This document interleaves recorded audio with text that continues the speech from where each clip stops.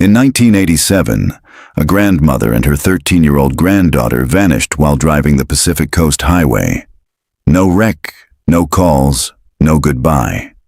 But 36 years later, a reel-to-reel tape found in a condemned ranger station reveals her voice, pleading for help. What happened on that road was never part of the map. Before we hit play, don't forget to subscribe for more real-life mysteries and shocking discoveries. The condemned ranger station was a box of rot and forgotten things.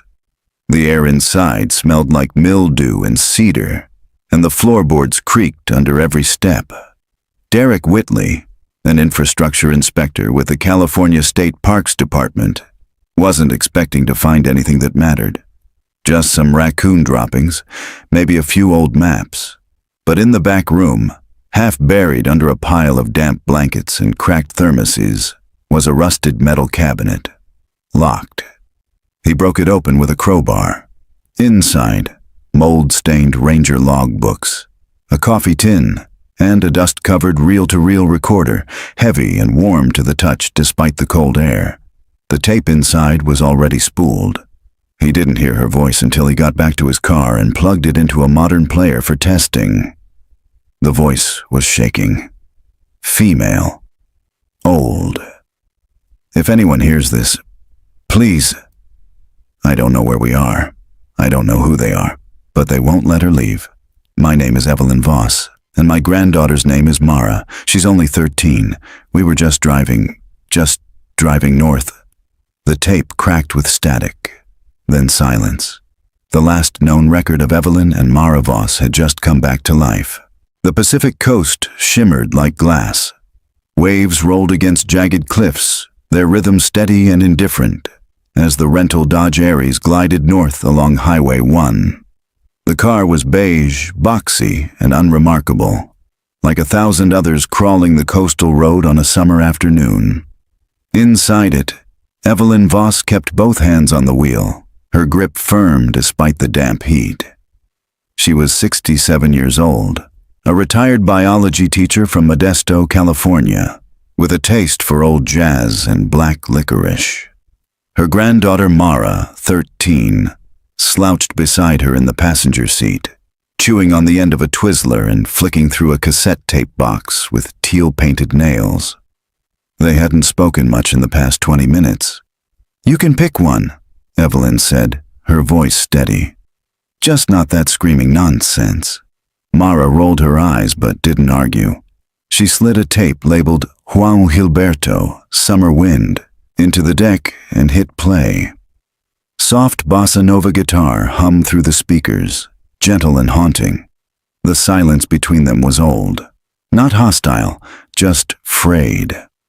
Mara had been sent to stay with Evelyn for a few weeks after her mother, Evelyn's only daughter, left on a spontaneous cruise with a man no one in the family had met. Evelyn hadn't asked questions, but she hadn't offered comfort either. She believed in enduring things quietly. Mara didn't. They had decided, Evelyn insisted, Mara rolled her eyes, to take a scenic drive up the coast to Mendocino. Just the two of them. Bonding, her daughter had called it. Evelyn called it an obligation. They had left San Luis Obispo that morning after a lukewarm diner breakfast and had been driving for hours, hugging the cliffs. The sky had turned a pale gray, fog rolling in from the west like a curtain being drawn over the sun. Mara leaned her head against the window and watched the surf beat itself senseless against the rocks below. "Can we stop soon?" she asked. "There's a state park not far ahead," Evelyn replied. "You can stretch your legs there." They passed a crooked wooden sign for Devil's Rest Ranger Station. 2 miles, half hidden in tall grass. The highway narrowed as they climbed a slope and entered a thick patch of coastal pine. The sunlight broke into lines through the trees. Then the static hit. The radio squealed suddenly. The cassette tape sputtered and stopped. The car's lights flickered, then dimmed, and Evelyn instinctively tapped the brake. "What the hell?" she muttered, as the car shuddered once and lost power. The engine didn't stall, but it sounded muted, like it had slipped underwater. They coasted to the shoulder and came to a stop in a gravel turnout. Evelyn turned off the engine, waited, tried to restart. Nothing. Mara looked over, annoyed. "Did you forget to fill it up again?" Evelyn didn't answer. She opened the door and stepped out into the warm, pine-scented air. Something felt off. The trees didn't rustle. There was no wind, no bird song, just a strange hum, low, constant, like a power line overhead. She popped the hood. Mara stayed seated, arms crossed, watching through the windshield. Evelyn leaned into the engine compartment, checking the battery cables and distributor cap. Everything looked fine, but she couldn't shake the feeling that something wasn't. Then she heard it. Something like a snap behind her. A twig, maybe. A footstep. She straightened and turned around quickly. Nothing. Just trees, and fog starting to slip between them like fingers. "Gran!" Mara had gotten out of the car now. "Do you hear that?" Hear what? But then she did. A voice, faint, female, repeating something. "Hello? Hello? Can anyone hear me?" Evelyn froze. It wasn't coming from the trees. It was coming from the woods behind the turnout, behind a broken fence that led into the forest, where the sign for the Devil's Rest Ranger Station pointed. Mara stepped toward it. "Wait," Evelyn said quickly. "We're not going that way." "Why not? What if someone needs help?" Evelyn hesitated. Her gut clenched.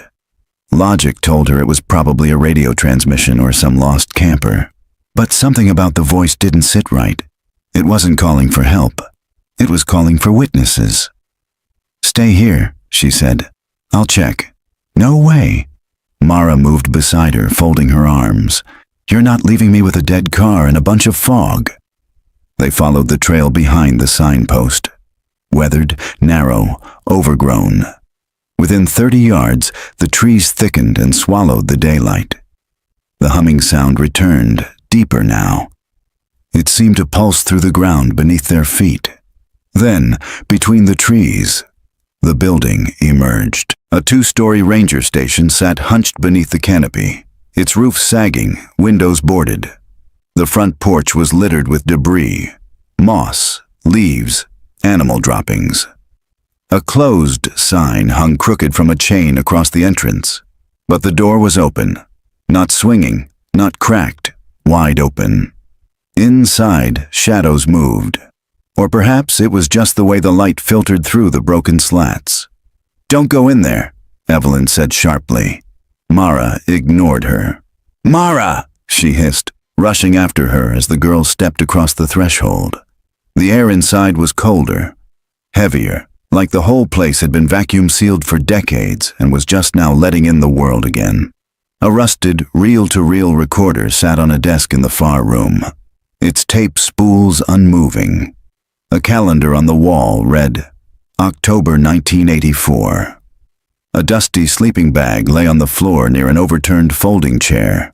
Someone had been there, but not recently. Then the voice crackled again. Louder this time, but not from a speaker. From upstairs. Evelyn grabbed Mara's hand. "We're leaving now." Mara looked like she wanted to argue, but then something banged above them. Heavy, deliberate. A footstep. Evelyn yanked Mara toward the exit, her voice low and urgent. "Run!" They burst out into the fog and sprinted back to the car. The pine trees seemed to press in tighter. The humming grew louder. The path twisted once, then again, and suddenly the turnout was gone. Just trees, endless trees, and silence. They stood where the turnout should have been, but the gravel shoulder was gone. So was the road.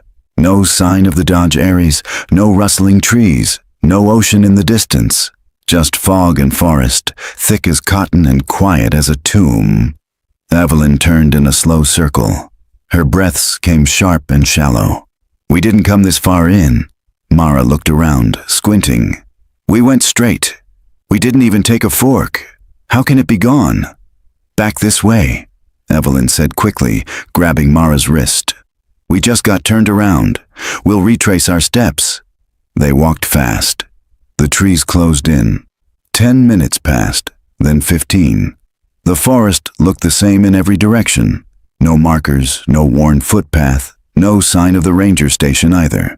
The fog thickened, not misty but dense, gray and swirling, curling around their ankles like smoke. Somewhere above them, a raven gave a dry mechanical caw, like an old door hinge swinging open. Mara broke the silence. "Did you hear the voice upstairs?" Evelyn didn't respond. "It was someone," Mara continued. "It sounded like they were trying to say something, but it was cut up, like a broken radio."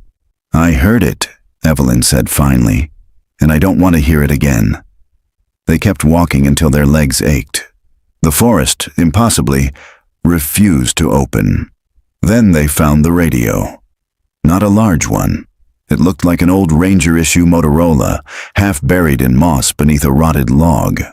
Evelyn crouched and picked it up. The front plate was cracked. The battery compartment rusted.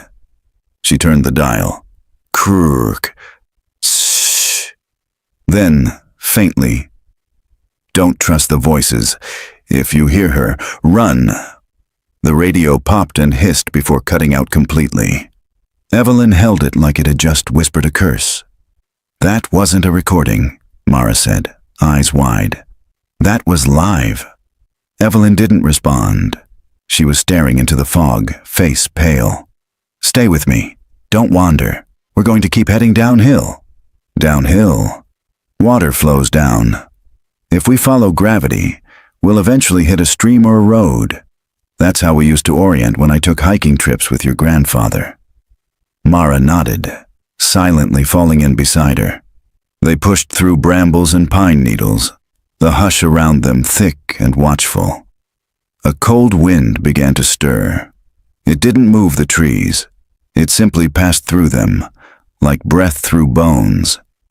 Then they saw it. A building. Not the ranger station, but something smaller, newer.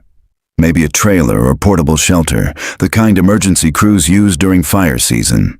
It sat on a patch of flattened dirt surrounded by solar panels and a water barrel. A generator beside it was still humming.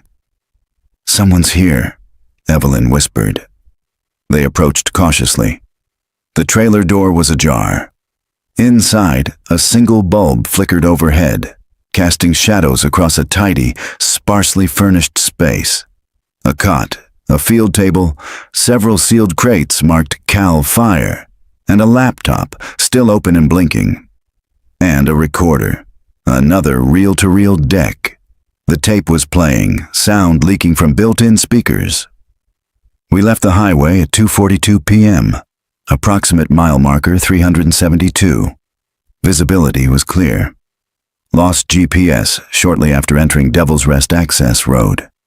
At 3:15, radio transmission was received from unknown female voice.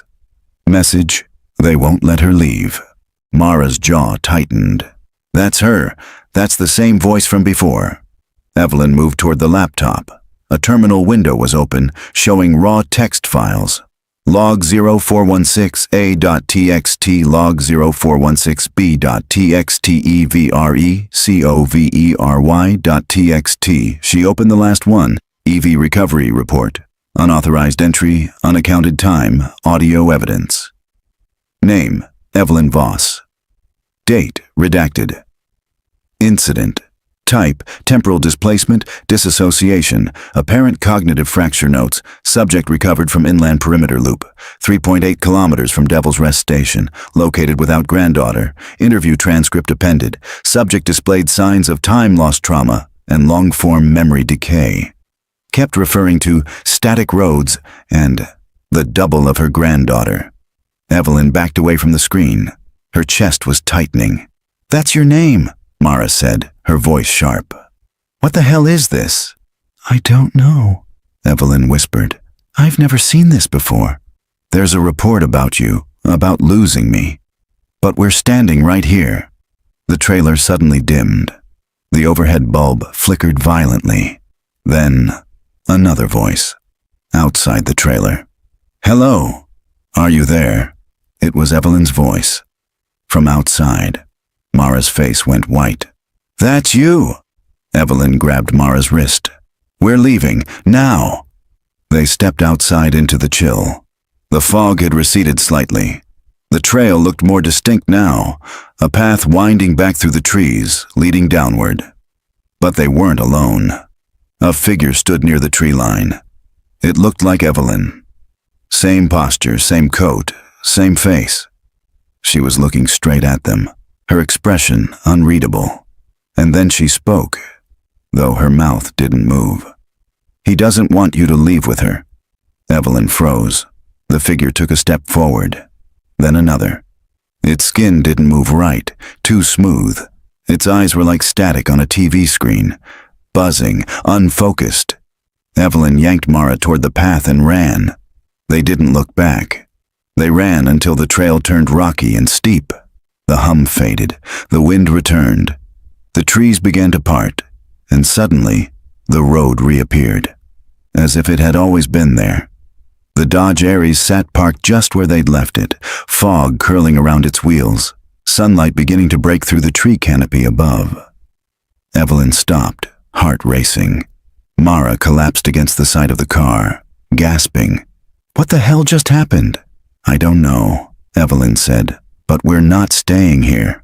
The car started on the first turn of the key. As they pulled back onto Highway 1, neither of them spoke. Not about the tape, not about the figure, not about the name on the laptop, but Evelyn couldn't stop glancing in the rearview mirror, as if the fog was following them. The Pacific shone like it always had, indifferent, cold, endless. But something had changed in the car. Evelyn gripped the wheel tighter than before. Her knuckles had gone white. Mara sat curled in the passenger seat, arms crossed, legs pulled up, face turned toward the window. The radio was off. The cassette player dead. The silence between them had curdled. 20 miles passed before Mara finally spoke. "What was that back there?" Evelyn didn't answer immediately. She slowed for a sharp bend and kept her eyes on the road. "It doesn't matter now. We're past it." "It looked like you." Mara's voice sharpened. "Standing in the trees, watching us, and the trailer. Why was there a file with your name on it? Why did it say I was gone?" Evelyn sighed. "I don't know, Mara. I swear to you, I don't. But it knew us." Silence again. Just the low hum of the tires on asphalt. Eventually, Evelyn said, "You ever hear of residual echoes?" Mara blinked. "What?" "It's a theory I read years ago, that sometimes when people go missing in forests, it's not just a matter of getting lost. It's displacement, time, folding, the land remembering a version of you or duplicating it. Sometimes both." Mara looked at her like she'd grown antlers. "That's insane." Evelyn gave a small, bitter laugh. "That's what I thought when I first heard it." They didn't stop until they reached a gas station just outside of Fort Bragg, a sleepy coastal town shadowed by redwoods and a permanently overcast sky. Evelyn filled the tank while Mara wandered into the convenience store, still shaken. Inside, she bought 2 sodas and a pack of mints. The cashier, a man with long gray hair and a faded giant's cap, watched her too closely. "You traveling with your grandmother?" he asked. Mara hesitated. "Yeah." The man nodded, then tapped a newspaper on the counter. "We had a pair go missing out here some years back, 1987. Grandmother and granddaughter, disappeared off the Pacific Coast Highway. Never found a thing, not a body, not a tire tread." Mara stared at the yellowed photo. It was grainy, almost useless. But she recognized Evelyn. Younger, same cheekbones, same quiet steel in her eyes. And the girl was her, or close enough to be mistaken. Her throat tightened. What did you say their names were?" The man squinted. "Let me see here. Evelyn and Mara Voss. Sound familiar?" She dropped the soda. It rolled across the tile and stopped against a freezer door. The man blinked. "You all right, miss?" Mara turned and bolted outside.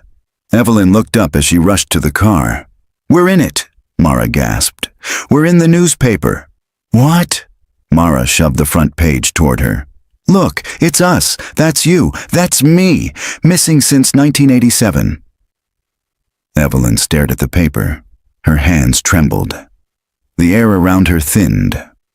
"That's not possible." "It is," Mara said, breathless. "And the photo, it's from today. I mean, it's from now. You're wearing the same coat." Evelyn sank into the front seat, clutching the steering wheel like it was the only thing holding her to earth. "I don't understand," she whispered. "We left yesterday. From Modesto. We stopped in San Luis Obispo. We stayed at a motel. I signed my name. People saw us. So how can we be missing for decades?" Mara cried. A man stepped out of the store behind them, but they didn't notice. Evelyn started the engine. "We're going to the police." The Fort Bragg Sheriff's Office was tucked between a bakery and a liquor store. A tired-looking deputy took their statement at the front desk, but his demeanor shifted the moment Evelyn gave her name. "Hold on," he said, rising and disappearing into the back. 10 minutes later, a woman in plain clothes emerged. Mid-40s, short hair, cautious eyes. "I'm Detective Susan Greer. Could you both come with me, please?" They followed her to a small room with file boxes stacked against the walls. She motioned to 2 chairs. "You say your names are Evelyn and Mara Voss?" Evelyn nodded. Greer pulled a thick binder from a shelf and opened it. "These people," she said, pointing to the first page, "vanished on July 14th, 1987, somewhere between Point Arena and Mendocino. They were last seen driving a beige Dodge Aries. The car was never found. Neither were they." Evelyn stared at the photos. "That's us." Greer didn't move. "Can you explain how you're sitting here now?" Evelyn looked at Mara, then back at the detective. "Number I really can't." They were separated and questioned for hours. Evelyn gave details, motel receipts, gas stations, meals they'd eaten. She described a ranger station, a trailer, a voice calling through static, a duplicate version of herself in the woods. The officers were skeptical, but something in her tone gave them pause. When asked for identification, Evelyn handed over her license. It looked legitimate, but the system wouldn't scan it. Mara's school ID was expired. Her fingerprints weren't in any database, but Evelyn's were. Greer returned just after sunset, holding a printout. Her face was pale. "We ran your prints through old archives. They match those of a woman declared missing in 1987. Evelyn didn't speak. "You were presumed dead," Greer continued. "Your house was sold. Your family moved. You were never found." "Where's my daughter?" Evelyn asked. "Where's Mara's mother?" Greer hesitated. "She died in 2001. Stroke." Evelyn's breath caught. Mara's face crumpled. "But she dropped me off 2 days ago." Detective Greer looked truly unsettled. "I don't know what's going on here, but I've called someone from State Investigations. They're on their way. You'll stay overnight for now. We'll figure this out in the morning." They were placed in a small holding room for protection. The overhead light buzzed. Mara sat on a cot, knees tucked to her chest. Evelyn paced. "They think we're ghosts," Mara whispered. "No," Evelyn said. "They think we're liars." "Are we?" Mara asked. "Did something replace us? Or did we just get pulled into something that already happened?" Evelyn didn't respond, but she remembered the radio's last message. "Don't trust the voices. If you hear her, run." The walls of the station seemed to breathe around them. The static had followed them. And somewhere, Evelyn knew, the version of her standing in the woods still waited. Not all echoes fade. Some want to come home. The fluorescent light buzzed above them all night. Evelyn didn't sleep. She sat in the corner of the holding room, arms folded, eyes fixed on the metal door. Across from her, Mara had dozed off with her sweatshirt bundled like a pillow, but even in sleep her face looked pinched, uneasy. She twitched every few minutes, murmuring under her breath. Sometimes Evelyn's name, sometimes her mother's. Just before dawn, the door creaked open. Detective Greer stepped inside, her hair pulled back, fatigue tugging at the corners of her mouth. But there was something else in her expression too. Concern, maybe, or disbelief. "There's someone here you need to meet," she said quietly. Evelyn stood. "State investigators?" "Sort of," Greer replied. He's worked cases like this before. Cold ones, strange ones. They followed her down the hall to a private conference room. A man in a dark jacket was already seated at the table. Balding, late 50s, heavyset but alert, with a manila folder in front of him and a thermos of coffee steaming beside it. "Evelyn Mara," Greer said. "This is David Rusk, retired FBI. He consults with our department on high-risk unidentified persons cases." Rusk stood and shook their hands. His grip was firm, eyes steady. "I appreciate you talking to me. I know this must be unsettling." "That doesn't begin to cover it," Evelyn said flatly. He nodded and gestured for them to sit. "I want to show you something." He slid a photo from the folder and placed it on the table. A Polaroid, faded but sharp enough to make out two figures, Evelyn and Mara, exactly as they were now, standing outside a ranger station. Evelyn froze. "That's from yesterday." "No," Rusk said quietly. "This was taken in July 1987, found in an undeveloped roll of film left in a roadside convenience store in Point Arena. It was tagged to the missing persons case, but never publicly released." He pulled out another photo. This one showed the Dodge Aries parked off a dirt turnout. Rusk continued. "According to the original reports, a woman and her granddaughter were seen walking into the woods off Highway 1. A man driving a logging truck claimed he saw them cross the road at dusk. But when he passed the same spot 5 minutes later, they were gone." He leaned forward. "Your disappearance wasn't a clean vanishing. There were traces, photos, footprints, half-burned documents found in a ranger's cabin. Your granddaughter's name etched on a notebook page pinned to the wall with a fishing hook. The case lingered for years." Evelyn swallowed. "But we didn't burn anything. We didn't write notes. We got out." Rusk tapped the table. "That's the problem. There were no records of you getting out." Rusk pulled another photo from the folder. This one made Evelyn's stomach drop. A man, maybe in his 30s, stood on the porch of the ranger station, half in shadow. His face partially obscured by a hat, but what was visible chilled her. The angle of his shoulders, the narrow jawline, the slight limp of his left foot. "I know him," she said quietly. "Who is he?" Rusk asked. "I don't know his name, but he was in the woods, watching us." Rusk nodded. "He's been seen before," he said. "Over the years, in other disappearances." Mara stiffened. "What do you mean, other disappearances?" Rusk looked at her directly. "The ranger station you entered, Devil's Rest, was officially decommissioned in 1984 after a series of accidents. 4 hikers vanished in 1983. A ranger was found in a storage crawlspace under the station floor. Died of exposure, but no one knew he was missing.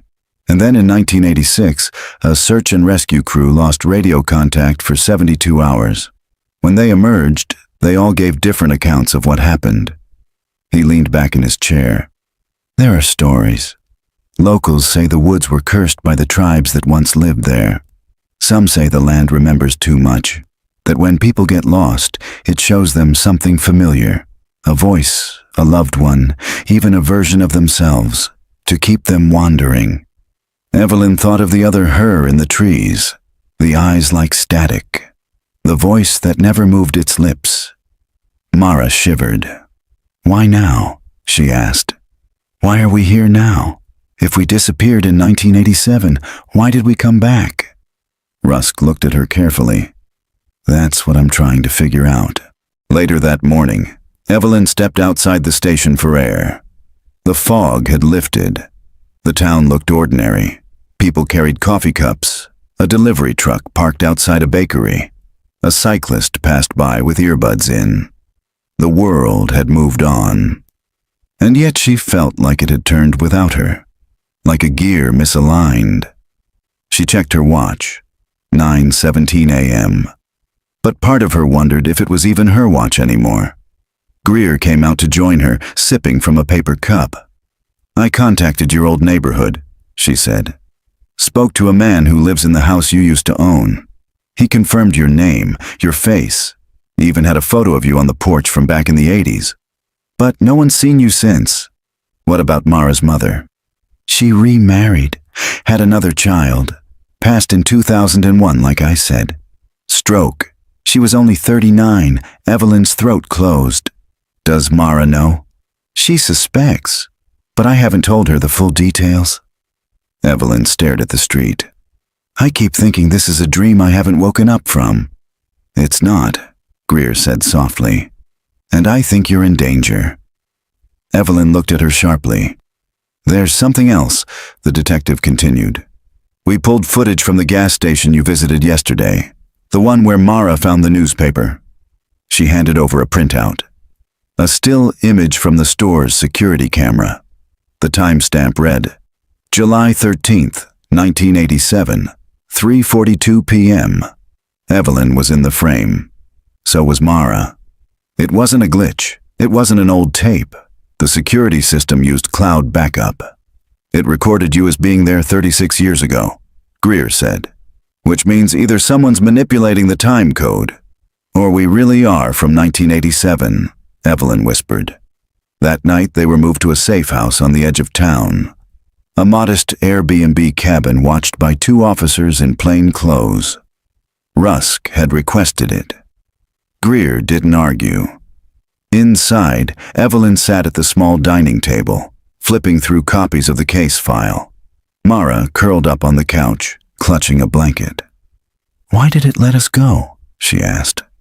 Evelyn looked up. "What? If the forest, or whatever it is, wanted us, why did it let us leave?" Evelyn didn't know. She wasn't sure they had left. Then a sound came through the wall. Not a knock, not a creak. Static, low, electrical, buzzing faintly from the corner plug outlet like a faint radio transmission bleeding through the wires. Mara stood, tense. "Did you hear that?" Evelyn rose, nodding. They walked to the corner of the room. A cassette tape had been left on the floor. Neither of them had seen it before. On it, written in Sharpie, Recording 6B. "Do not play alone." The cassette sat like a warning. Black plastic, corners worn, the words, "Do not play alone," scrawled across the label in uneven block letters. The handwriting wasn't Evelyn's. It wasn't Mara's. But Evelyn had the sinking feeling she'd seen it before. On a trail sign, in a logbook, maybe on the rusted reel recorder in the cabin. Mara stared at it. What if it's bait? Or a message, Evelyn said, from whoever or whatever left it. A cheap cassette deck sat on the bookshelf beneath a row of mismatched paperbacks. Evelyn knelt down, loaded the tape, and pressed play. The tape didn't hiss at first. No music, no voice, just silence. Then, faintly, the sound of breathing. Not steady, panicked, shaky. A female voice, older, broke through like a whisper from behind glass. "If you're hearing this, then we were right. We weren't imagining it. The place folds. It folds people. It makes doubles. And sometimes it lets the wrong one come back." Evelyn and Mara exchanged a look. "This is Evelyn Voss. Or I think I am. I don't know anymore. I don't know when I started being something else. It's been days, years. Time leaks here." Mara's breath caught. She's not Mara. She looks like her. She sounds like her. But she's not. She remembers things my Mara never saw. And when she sleeps, she talks in other voices. I don't think I brought her out of the woods. I think she followed me out. The tape clicked softly, then restarted. The same words began again. Mara stepped back like she'd been struck. "That's your voice." "No," Evelyn whispered. "It's a voice. One version." Mara's face twisted. "And what does that mean for me?" Evelyn stopped the tape. "It means we need help. Real help. Someone outside this loop, this town, this whatever we're caught in." The next morning, Evelyn requested another meeting with David Rusk. They met back at the sheriff's office. Mara stayed behind, too shaken to speak. "I need to know what I'm dealing with," Evelyn said bluntly. "You mentioned other cases, other displacements. Tell me everything." Rusk nodded, slowly sliding a folder toward her. Inside were 3 typed reports and 5 photographs. People caught in moments that didn't align with their timelines. A man in Montana who showed up to his own funeral in 2004. A girl in Vermont who vanished in 1968 and was found unchanged, wandering a frozen lake in 2019.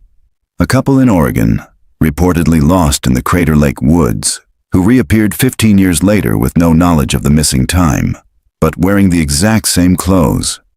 Each case had one thing in common: geographic anomalies tied to wilderness areas.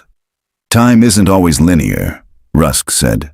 "Sometimes it loops, sometimes it splinters. And there are places, specific places, where those splinters bleed through." "Like Devil's Rest," Evelyn said.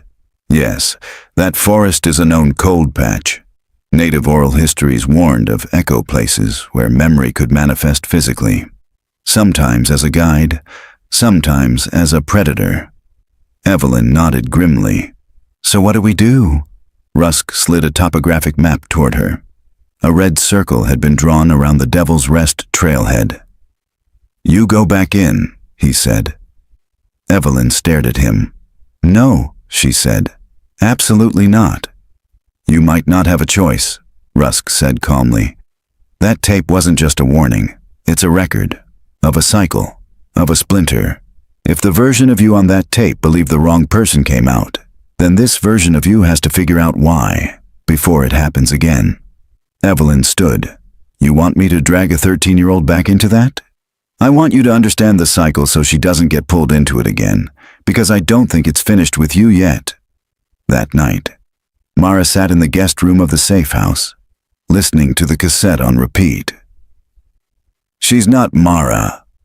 The sentence looped like a splinter in her brain. She stared at her reflection in the window, the darkness outside warping her features slightly, just enough to make her question whether the eyes staring back were hers. She remembered things. Strange things. A creek she didn't remember crossing. A song Evelyn never taught her, but she could hum by heart. A recurring dream of walking into the sea, fully clothed, smiling. She stood and pressed her palm to the glass. "I'm me," she whispered. But the reflection didn't mouth the words, it just smiled. Evelyn knocked once, then opened the door. Mara turned quickly, startled. "We need to talk," Evelyn said. "I heard the tape." "I know." Mara looked scared. Not of Evelyn, but of herself. "What if it's true?" "It's not," Evelyn said firmly. "It can't be. I don't care what some recording says. I know you. I raised you these past weeks. I know how you laugh when you think I'm not listening. I know the way you kick the heel of your left shoe when you're nervous. I know how you hold your breath when you lie." Mara blinked. Evelyn stepped closer.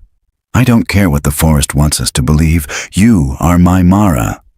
The words came out strong, but something in Evelyn flinched, because part of her had wondered, and she hated herself for it. Mara nodded. Then, "Do we have to go back?" Evelyn hesitated. "Yes," she said, "but we do it together." Later that night, Mara slipped out of bed and padded into the main room. The cassette tape was still in the player. She pressed play one more time. They won't let her leave. Not the real one. Not the first one. The recording warbled, slower this time. The other one remembers things she never lived, and smiles in the wrong moments. The light flickered overhead. Mara stared at the machine, and slowly, ever so faintly, she smiled. Fog swallowed the world again. They left Fort Bragg just after dawn in an unmarked SUV. Evelyn drove. Rusk sat up front, studying a weathered topographic map. In the back seat, Mara stared blankly out the window, her headphones in, her face unreadable. It had been decided quietly. No official record, no sheriff's escort.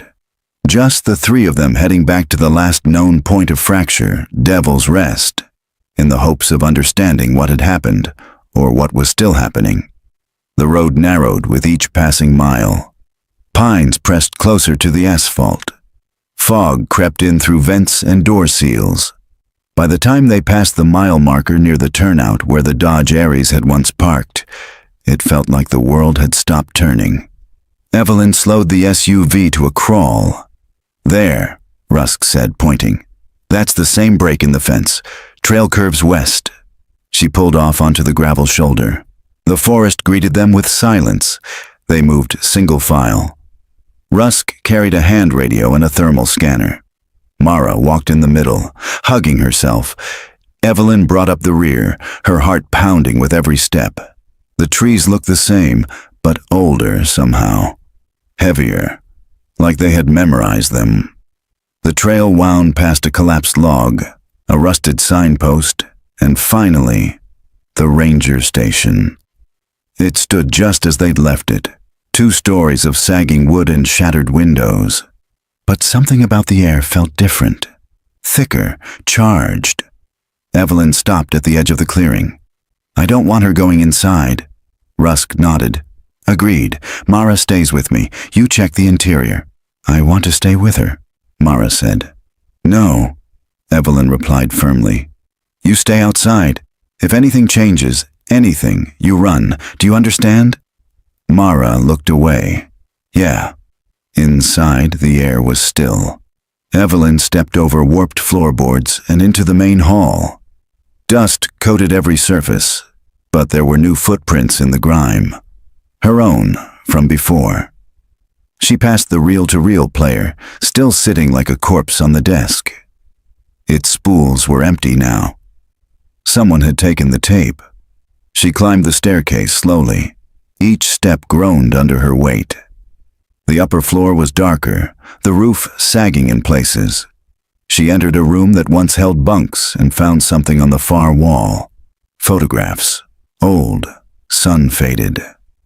Tacked to the wall with bits of rusted wire. Dozens of them. Each one showed the same clearing, the same trail, the same station, but in different seasons, different decades.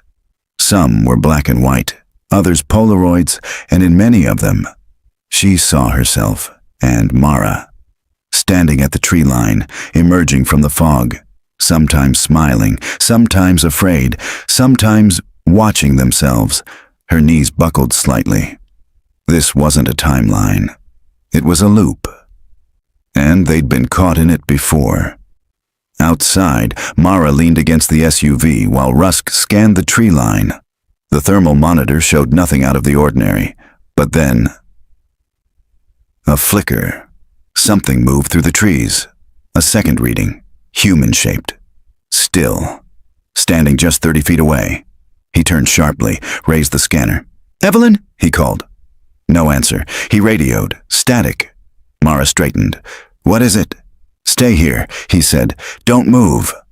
He stepped toward the trees. The figure disappeared. He followed cautiously, deeper into the underbrush. The signal returned, closer this time. Then he saw it. A girl. Not Mara, but a copy of her. Standing barefoot in the brush, her eyes glassy and wide, her mouth trembling. Rusk froze. "Mara?" She shook her head slowly. "Not me?" she whispered. Then she pointed behind him. He turned, and the scanner shattered in his hands. Back at the SUV, Mara stood alone now. Minutes passed.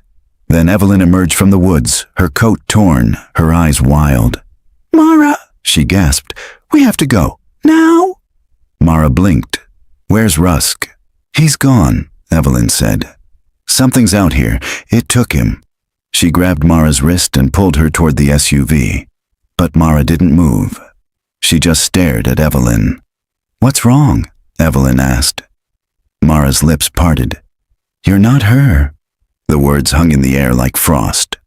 Evelyn froze. "What are you talking about?"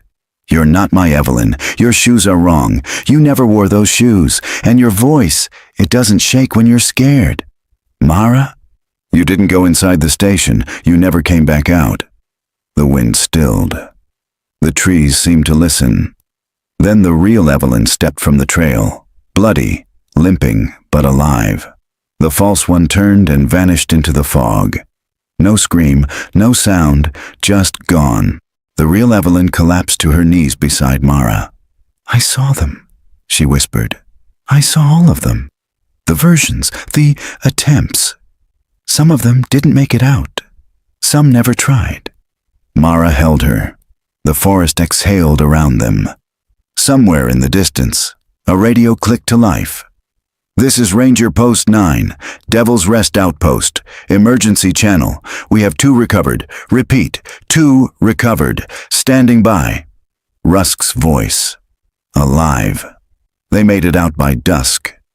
A helicopter took them to a staging point 5 miles inland. Rusk had bruises but no brakes.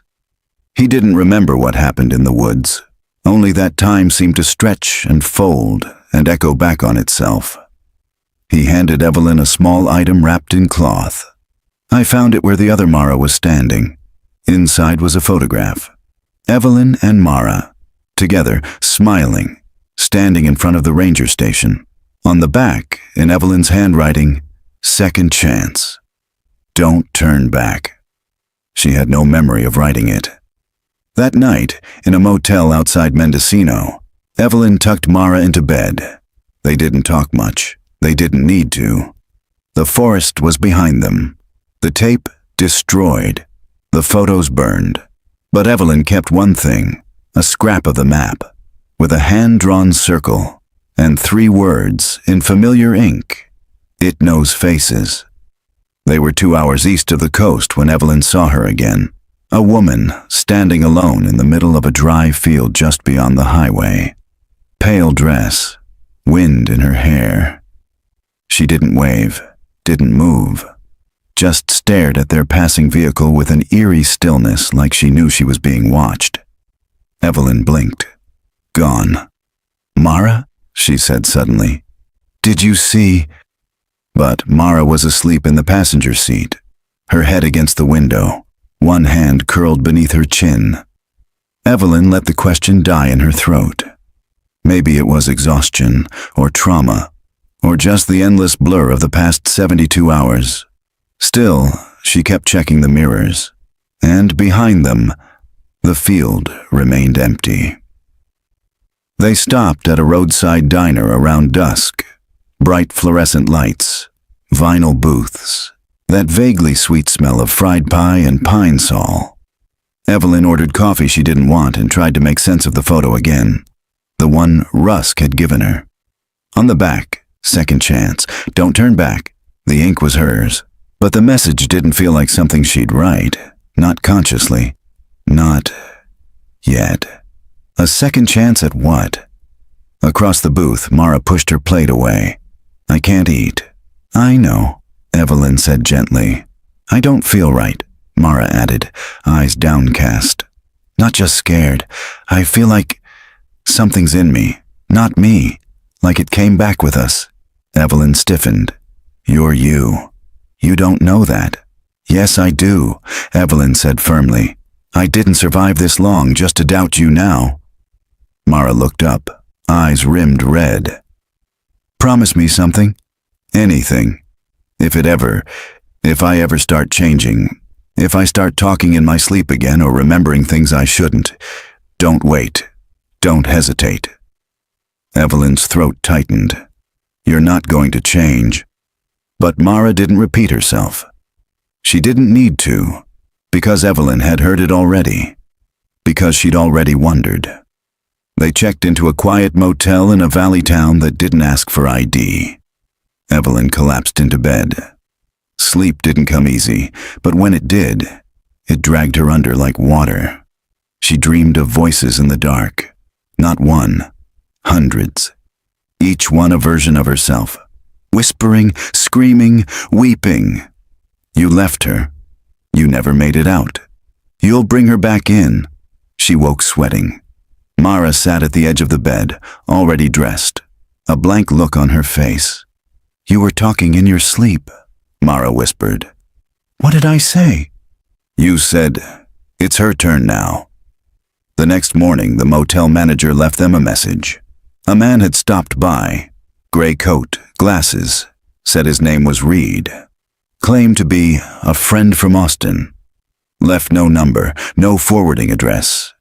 Evelyn didn't know anyone by that name, but the name Reed struck something deep in the foggy memory of her early years as a mother. Something her daughter once mentioned. A childhood friend. A counselor, maybe. Back in Austin. Back before the road trip, before the vanishing. She asked Mara. I remember him, Mara said softly. He used to come by the house sometimes.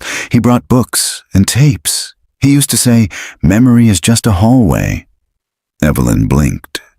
Why do I not remember that? Mara didn't answer. That night, Evelyn dug through the few remaining items they'd salvaged from the Dodge Aries. Most had been destroyed, molded clothes, melted cassettes. But there was one thing, a photograph in a cracked leather frame. Evelyn, her daughter. Mara, just a toddler, held between them. But something was wrong with the picture. A man stood in the background, barely visible in the shadows beneath a tree. He wore a ranger's jacket, and his name tag read R-E-E-D. Evelyn's hands began to tremble. She flipped the photo over. In faded ink, don't forget who followed.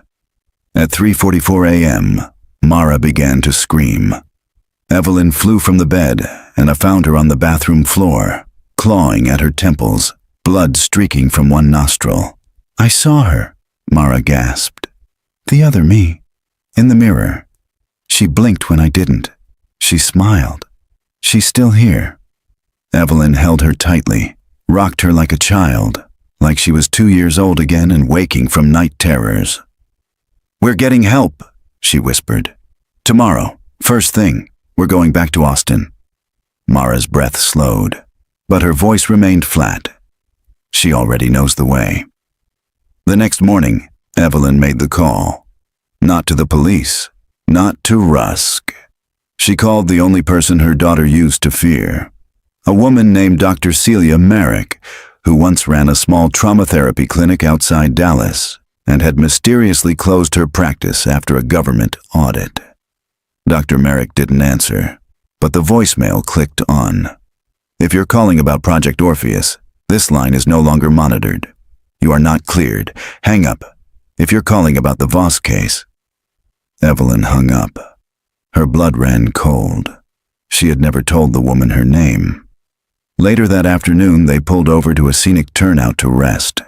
Mara stepped outside and stared at the horizon, quiet and pale. Evelyn watched her from the car. She thought about the tape, the photo, the voice in the recording that swore the Mara she brought out wasn't hers. And then, something clicked. Not with Mara, but with herself. A tiny fracture in her memory, a detail that didn't belong. The shoes. The Evelyn that returned from the station wore hiking boots.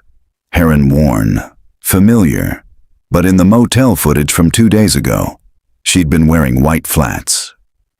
Shoes she hadn't owned in 20 years. Her pulse roared in her ears. What if I'm the wrong one? She whispered. Mara turned around, like she heard it. Austin hadn't changed, at least not in the ways that mattered. Same cracked sidewalks, same skyline carved into humidity. But Evelyn felt like she was walking through a replica, like someone had rebuilt the city from memory, and every detail was just slightly off. They drove straight to the outskirts, to a one-story house tucked behind a Baptist church and 3 oak trees grown wild. The lawn hadn't been mowed in weeks. A single light glowed in the window. Dr. Celia Marek answered on the second knock. She looked older than Evelyn remembered, mid-60s maybe. Hair now silver instead of black, the skin around her eyes etched with deep lines. But her stare hadn't softened. "I told you never to come back," Marek said. "I didn't remember I'd ever left," Evelyn replied. That made the doctor pause. Then she stepped aside. "Get in, quietly." The house was cold, sparse, functional. No family photos, no clocks. The walls were painted with a matte gray, like the color of anesthesia. Marek led them to a back office and locked the door behind them. "You shouldn't remember the name Orpheus," she said. "You shouldn't remember me, which means something's wrong." Mara sat in the corner, quiet, withdrawn. Evelyn leaned forward. "What is it? What is Project Orpheus?" Marek poured herself a drink from a dusty bottle and didn't look up. It started as a psychological resilience study, funded through a federal trauma research grant in the early 1980s. We were supposed to help children of missing persons process inherited trauma. Children whose parents had disappeared, died, or come back, changed. Evelyn's stomach turned. "You're saying I was in the study?" "You were part of it," Marek said flatly. "But you weren't a subject. You were a control." Evelyn blinked. "What?" Marek took a slow sip. "Your daughter was the subject, and Mara was meant to be the monitor." Across the room, Mara looked up sharply. "What does that mean?" "It means your presence was part of a test," Marek said, facing her now. "To see if a child, exposed early to unexplained trauma, could detect a difference between the real and the altered, between this world and the folds around it." Evelyn stared in horror. "You used us." "I studied you," Marek corrected. "Until the project was shut down, until the accidents, until people began slipping into places we couldn't map." She turned to Evelyn. "You and Mara vanished off the coast in 1987 because you were on a monitoring route. That trip wasn't an accident. You were part of a field test. You just never came back. Until now." Mara stood. Her voice shook. "Why do I remember him?" "Who?" Marek asked. "Reed," she said. "The man under the tree. The man with the voice in the recorder." Marek stiffened. "Reed wasn't supposed to have access to the field site," she said slowly. "He was an embedded observer, a linguist, specialized in voice familiarity." Evelyn cut in. "He followed us. He was in the background of our photo. He's been appearing near motels, gas stations, even in the woods." Marek's eyes darkened. "Then he didn't come back as himself." She unlocked a drawer and pulled out a faded folder. Inside were classified documents, stamped with a federal seal. Evelyn read the header, Project Orpheus.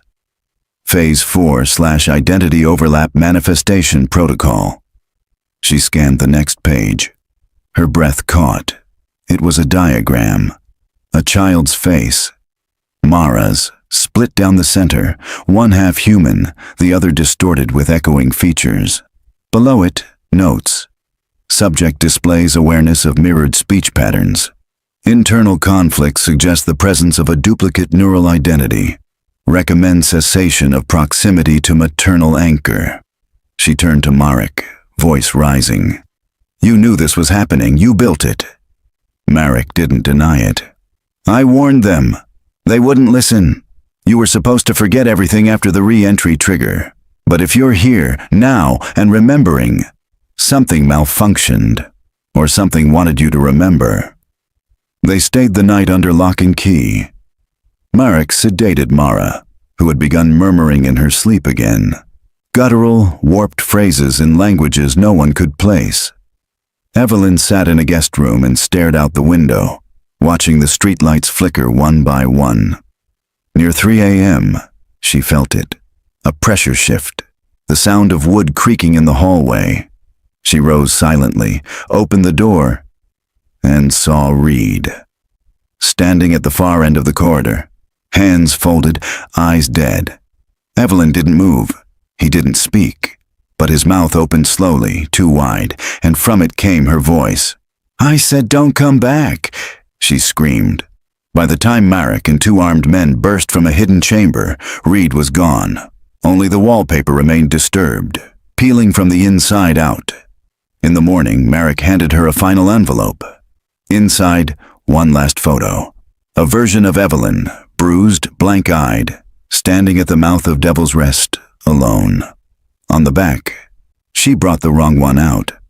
She didn't know. Now it's Mara's turn. Evelyn closed the envelope and knew what they had to do. "We're going back," she said. Marek nodded slowly.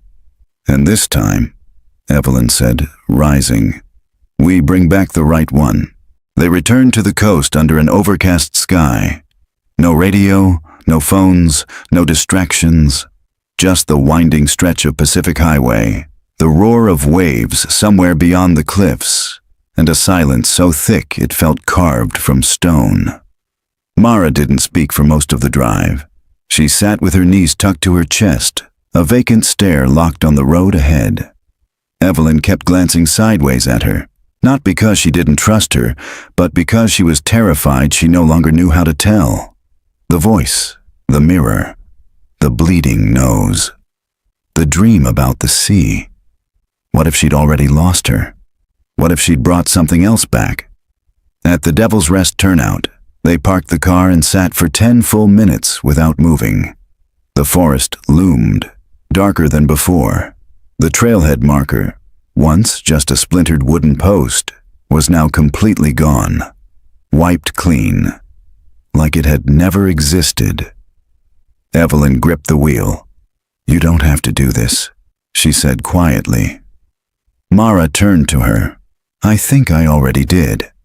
They entered together. The forest welcomed them with silence. But it wasn't dead silence. It was listening silence. The kind that settles just before a predator strikes.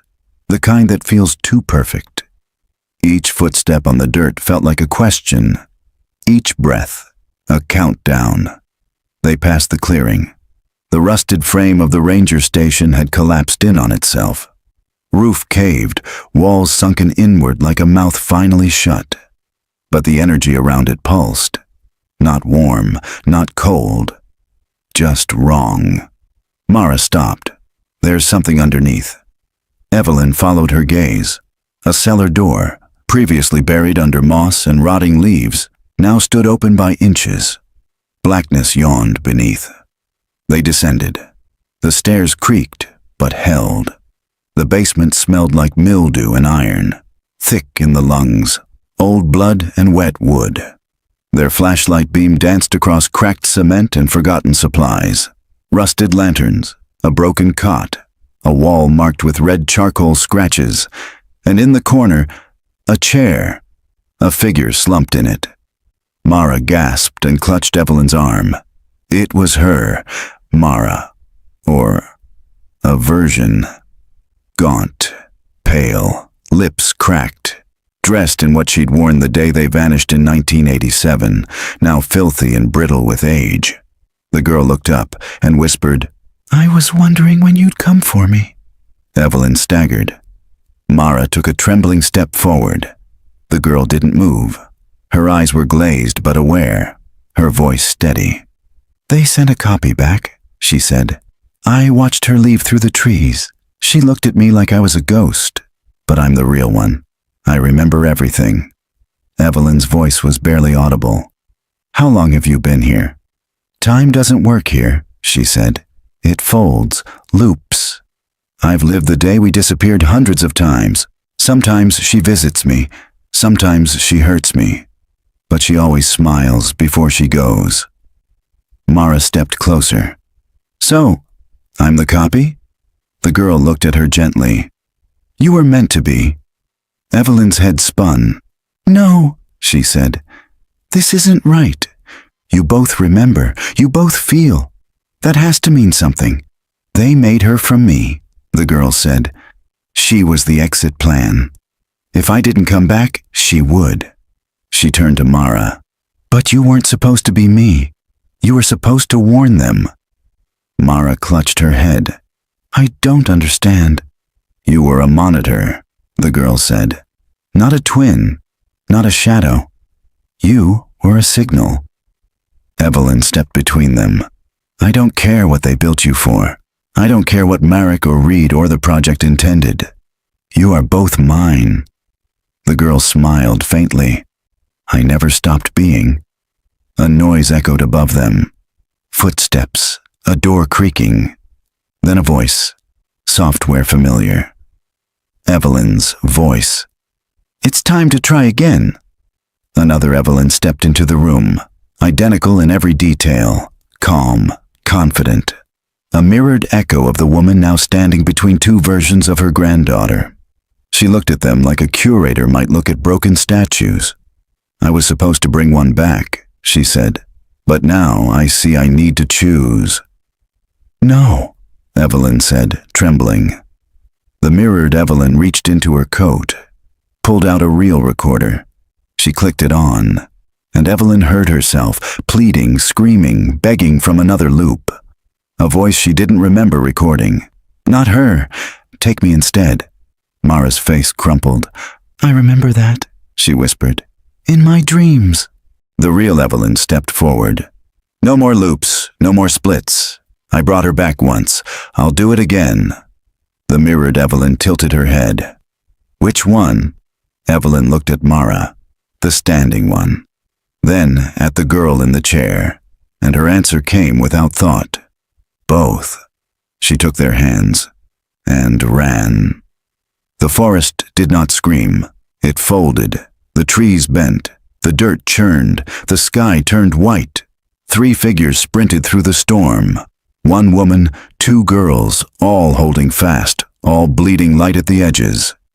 Behind them, the mirrored Evelyn stood at the cellar door, watching, unmoving, unblinking, as if she'd seen this happen before, and had let it.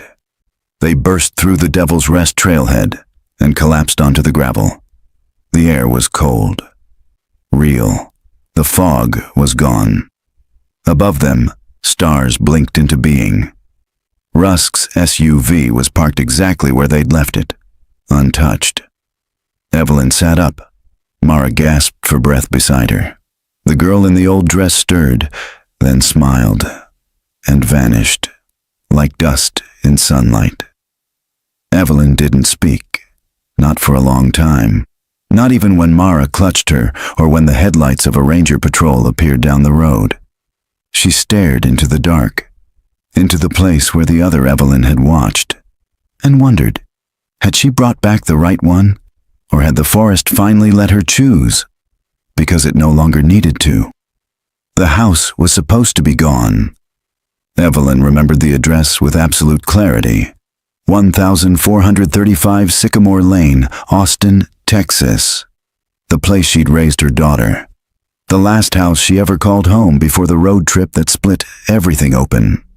County records showed it had been demolished in 1995. A duplex built over the lot. No trace of the Voss family remained. But when they returned to the address late one October afternoon, there it was. The house. Not a duplex, not a construction site. The same 2-bedroom colonial with the green shutters and cracked driveway. Same bent mailbox, same doorbell with the lagging chime. Even the weeds had returned. Evelyn parked the car and stared in stunned silence. Is this a memory? Mara whispered. Evelyn stepped out. Number it's worse. Inside, everything was perfect. Furniture untouched. Air stale but familiar. The couch where Evelyn used to fall asleep watching VHS tapes. The kitchen table with a scratch shaped like a 7. The hallway mirror her daughter once covered with newspaper after Evelyn caught her staring at it for too long. Mara wandered into her old room. It still had the purple walls. The crooked poster of a white horse. Even the dent in the floorboard where she once hid candy wrappers.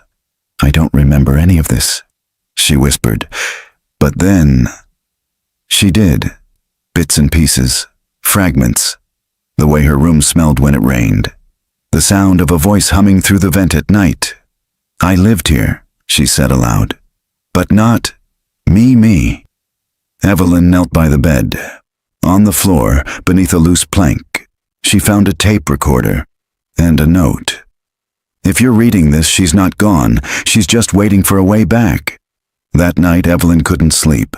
She kept seeing that other version of herself, calm, cold, recording warnings into machines she'd never touched. She thought about the girl in the chair, how she'd faded like an unfinished memory, and how Mara had not asked a single question about it since. She went to the kitchen for water. Stopped cold. A light was on in the living room. Mara sat cross-legged on the carpet, staring at the old reel-to-reel player, the one Evelyn had thrown out 30 years ago. Only now, it was working, spinning, playing something that didn't exist. Evelyn stepped closer. "Mara!" Mara turned. Her eyes were not Mara's. They were too wide, too still, too knowing. "You brought the wrong one home," she said. Evelyn staggered back. "Number one brought you." The girl smiled. She remembers the pain. I remember the instruction. I was made to last. She wasn't. The player clicked. A new voice played. "If you hear this, then you've crossed back. This version is unstable. You need to reset, burn the structure, re-anchor the girl." Mara, or the thing inside her, tilted its head. "Will you burn me?" Evelyn didn't answer. She backed toward the door. "I'll find her," she said. "The real one." The girl stood. She never left. Then her voice shifted, split, like multiple echoes trying to speak at once. "She never left. She never left. She never—" Evelyn ran. She drove blindly for hours, headlights barely slicing the dark. When she finally stopped, it was at a shuttered school on the edge of town. She slept in the car. And in her dream, Mara stood at the edge of a cornfield, barefoot and humming. Behind her, the house. The real house. Burning. At dawn, Evelyn made a call. Marek answered.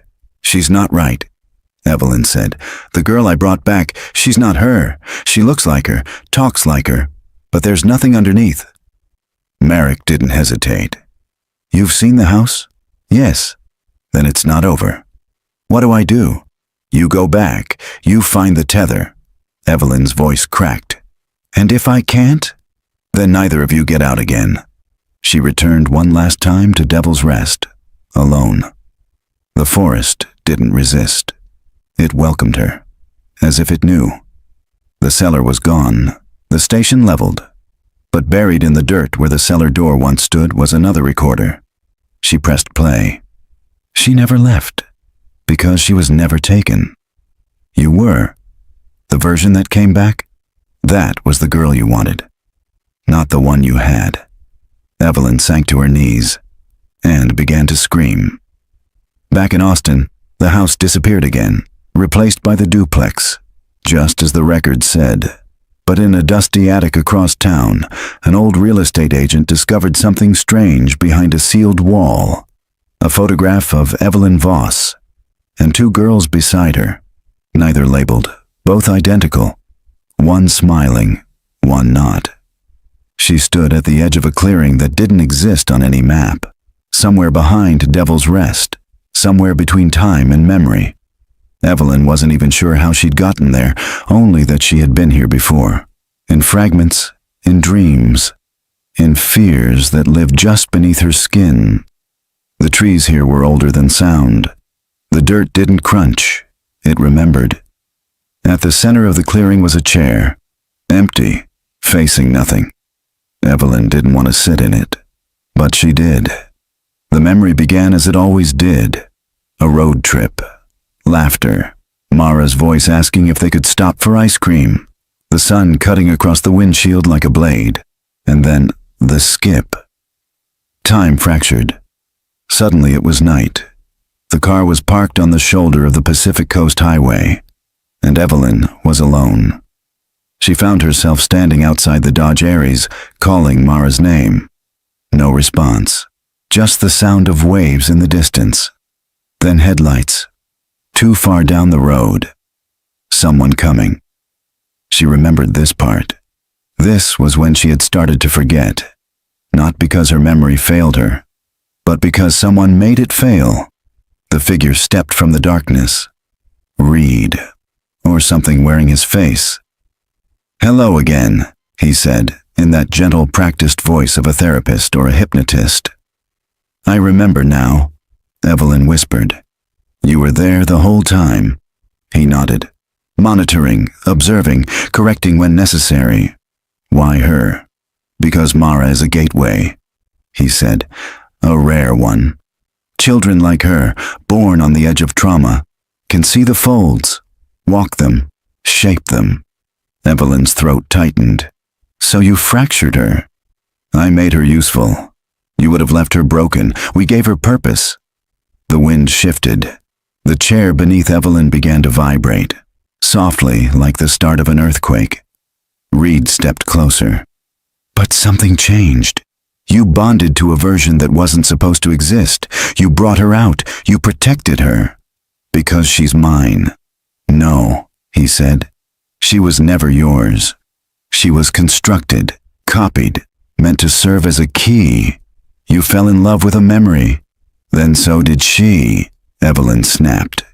And suddenly, Reed was gone. She stood again. The forest had vanished.